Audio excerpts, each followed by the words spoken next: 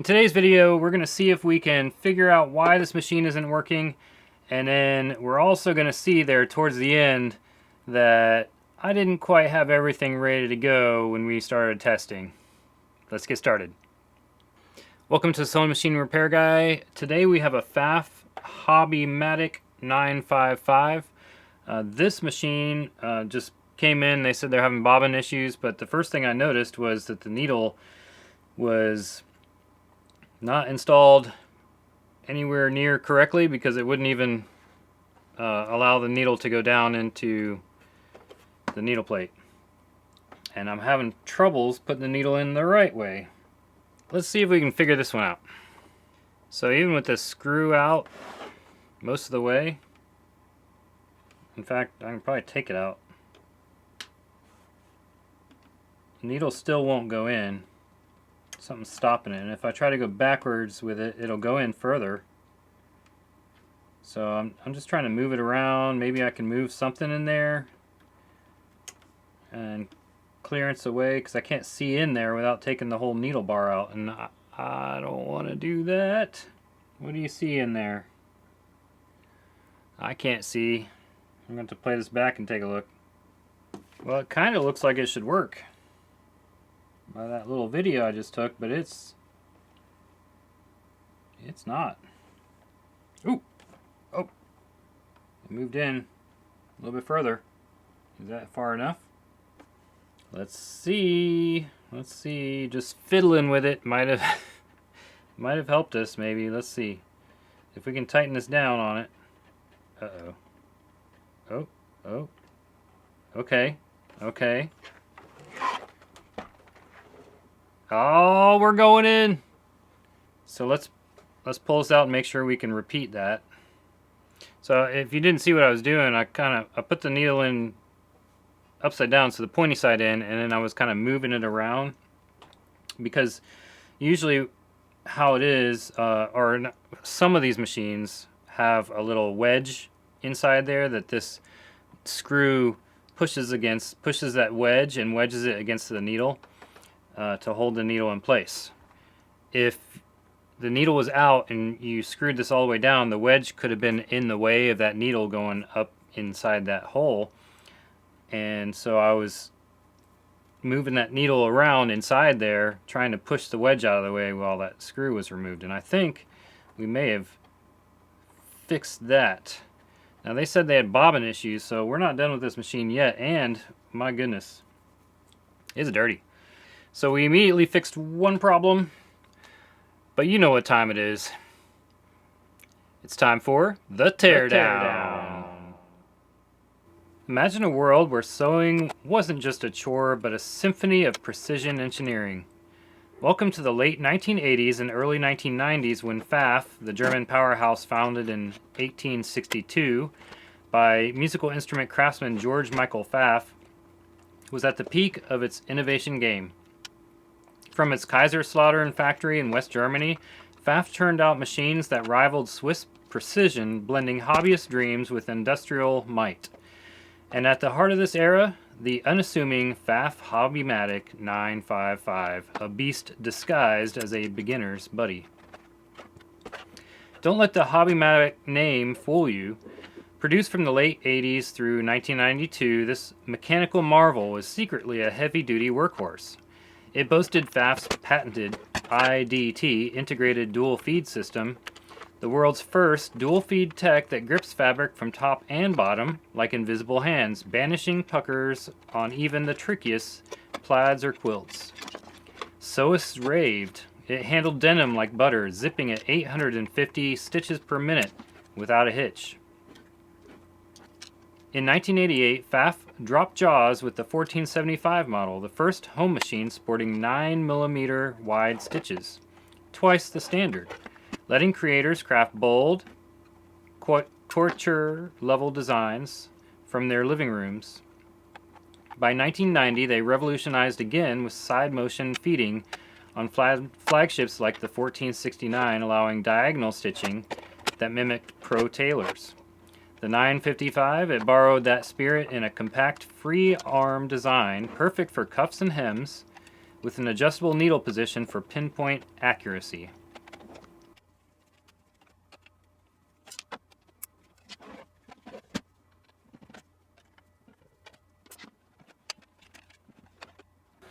We got a little typewriter on our hands. Interesting. Alright, we're going to go blow it out and we'll be right back.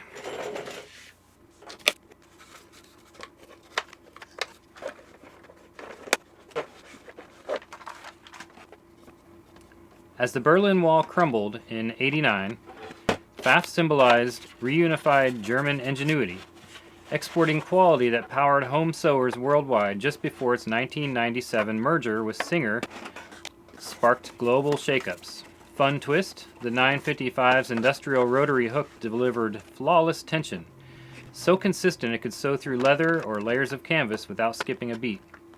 Today, these 90s gems fetch collector prices, proving Pfaff's motto: perfection in der Stitch. Perfection in every stitch. So dust off that vintage Pfaff, thread up, and let history hum under your foot pedal.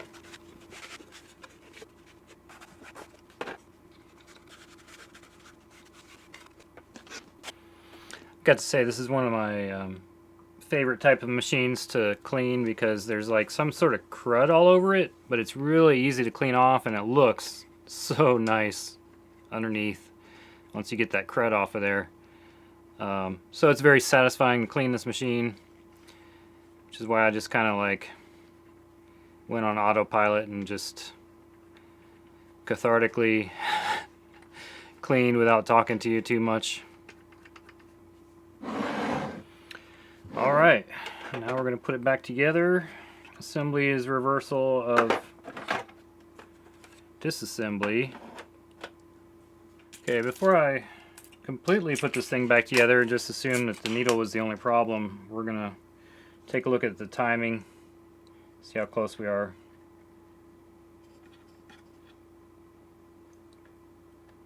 Is that in? Now I'm having second thoughts every time I put a needle in. Okay. So, let's see. Boom, boom. Alright, we want a straight stitch. G.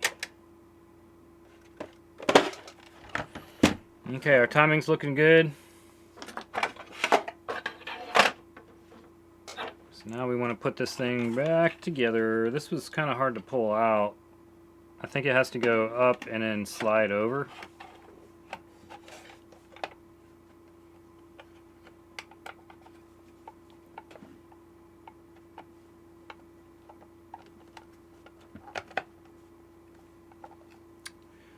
And it slides right in. Just like it wanted to go home. Alright, we got this machine all fixed up. We got we had a problem with the needle. The needle wouldn't go in, so we fixed that. And we did a good cleaning, lubrication, all that, and now we're going to see how this thing sews and see if that needle was the only problem.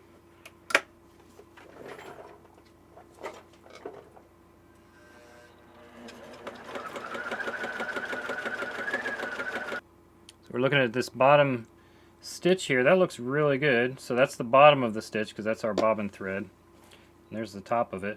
A little hard to see, but that's looking really good. This is a pretty nice machine. What do we add on our... Oh. How about we go about, you know, less than full tension. I was noticing it's awfully puckered, awfully tight in that fabric. Alright, we'll do that. We'll try a zigzag. So we got D through F. Or D or F. So we'll go D. Stitch length. Where's stitch width? Stitch width would be up here maybe? No?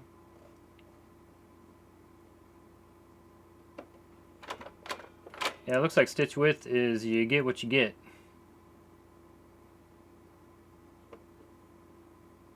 D, E, F. So F would be the greatest. Okay, F is the widest stitch length. We'll get there. I'm a little slow, but I eventually get there. So F is the widest, and then for stitch length, go down to 1-ish. See how that's doing.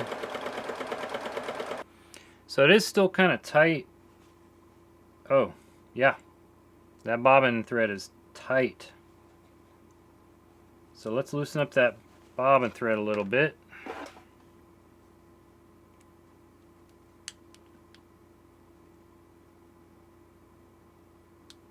See what we get here.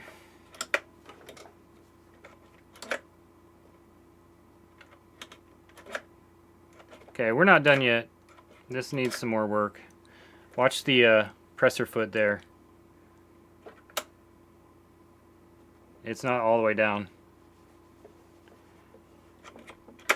So we got some old oil in there that needs to be cleaned out.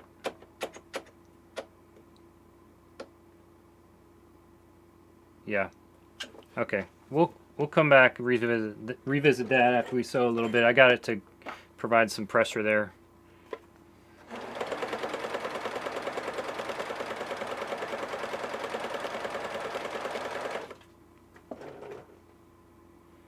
Okay, now we've switched. Zero tension on the bottom and all the tension on the top. So we'd like it to be somewhere in between the last two times.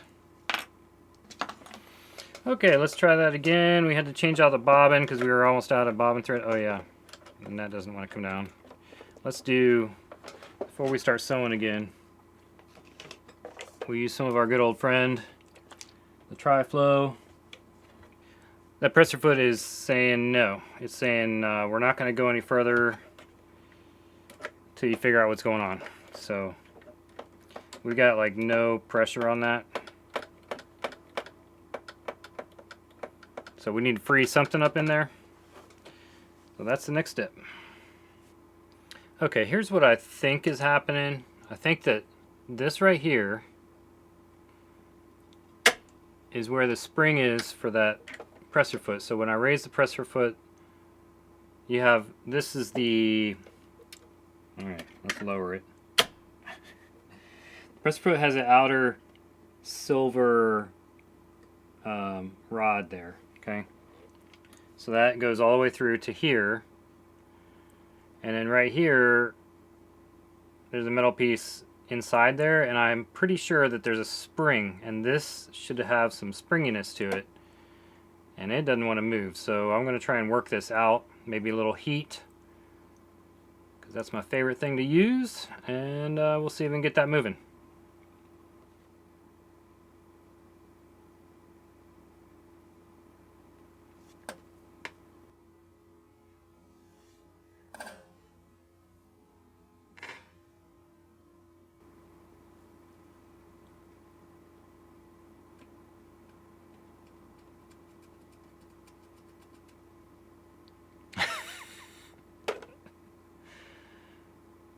Did you see that?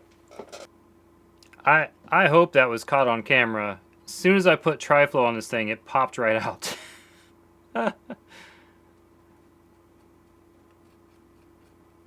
And now it's moving like really well.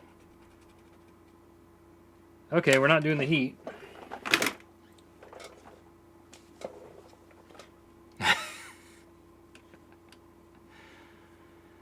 Oh boy.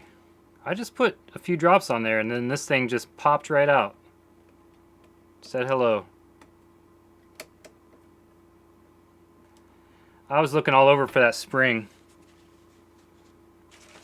I was looking all over this whole front end for the spring that's supposed to give you tension on the presser foot, and then I realized it's inside the shaft for the presser foot. It's crazy. Alright. That's not going to stick again. We're going to put this, we're going to put the tension assembly back on, put it all back together, sew with it, and we might be done. We'll see.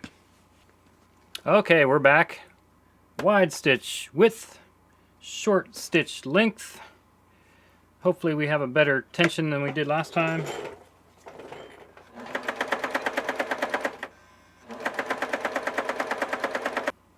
Alright, now we got something to work with. So we're doing pretty well there. We could loosen up our tension a little bit underneath there, so we're going to do that. Now we're getting dialed in. We need it a little bit looser down there. Alright, that's looking much better. We got a little bit more of that bottom thread showing. And now we want to try our waffle stitch. So this side looks pretty good on the waffle, and then this side looks alright. We could dial in tension, but I think at this point you're doing the dialing in on your upper tension. For a machine of this age, it is sewing very well now. So the last thing we're going to do is we're going to use our secret weapon here for the plastic. Our Aerospace Protectant 303. So that's what we're going to use next to finish off this machine and make it look beautiful. Because I'm happy with how it's sewing. I'm happy with how everything's going. Thanks for watching.